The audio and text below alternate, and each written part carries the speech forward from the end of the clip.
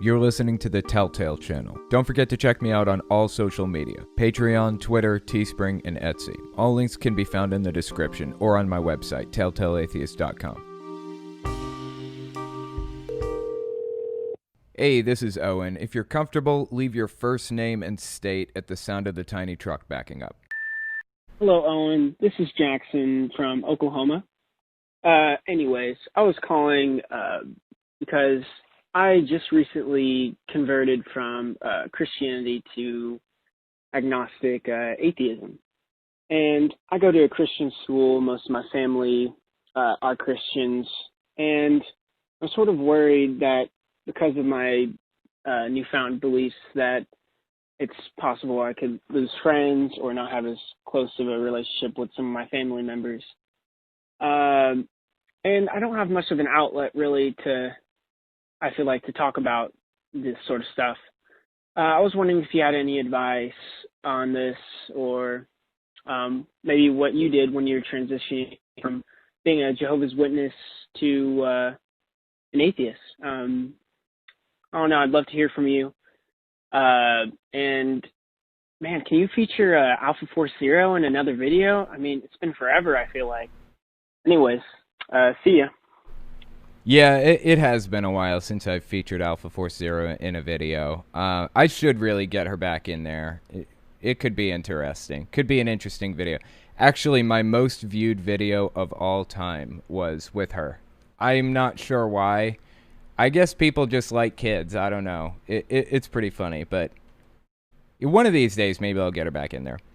As far as your question goes, for me, it was a very different situation and a very different time than it is now. When I left religion, we didn't really have smartphones like we do now. I mean, they were around, but they weren't as widespread as they are now. Like, the iPhone had only been out for a couple of years, something like that. This is like back in 2011 or somewhere in there, when I started realizing how completely full of shit Jehovah's Witnesses were. When I first left religion, I was actually just kicked out at like 18, and I still believed it for like a really long time. For years, I still believed it. And as time went on, eventually I started to question it a little bit, started to wonder, like, is this complete bullshit or what? And my brother-in-law at the time, my sister's husband at the time, they're divorced now, I believe, he and my sister were both active, baptized Jehovah's Witnesses, still going to meetings, still knocking on doors, still preaching the good word. But he starts talking to me a little bit. Like, I was talking to my sister. She decided not to shun me, even though she was an active, baptized Jehovah's Witness. And I was disfellowshipped. She decided not to shun me. So I was over at her house one day, just chilling, talking to her or whatever.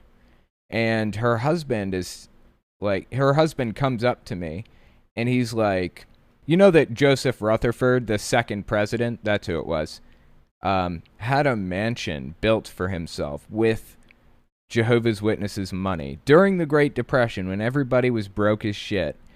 And he deeded it to, like, all of these Bible characters, like Abraham and Isaac and all these other people, for when Jesus came back and like resurrected everybody.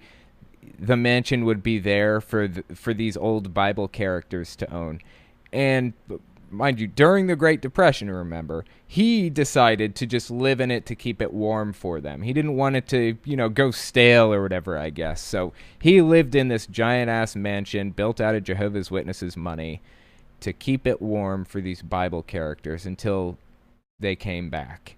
And he had like 1 billion cars and all kinds of stuff when his people were broke as dog shit, didn't have anything to their names, were starving to death, and he's living in this giant mansion.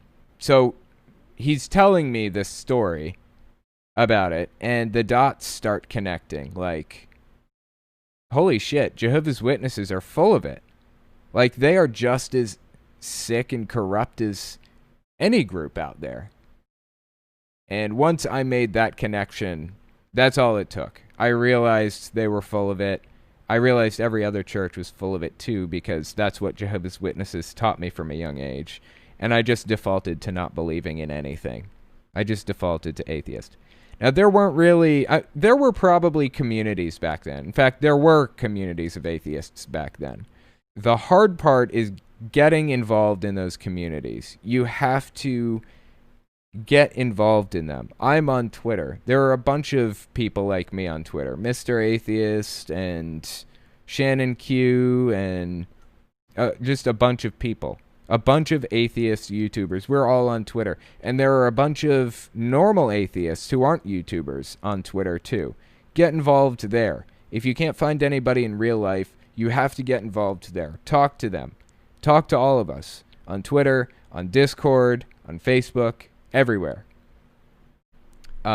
Community is very, very important. When you're trying to find an outlet, the internet is right now the best place to turn.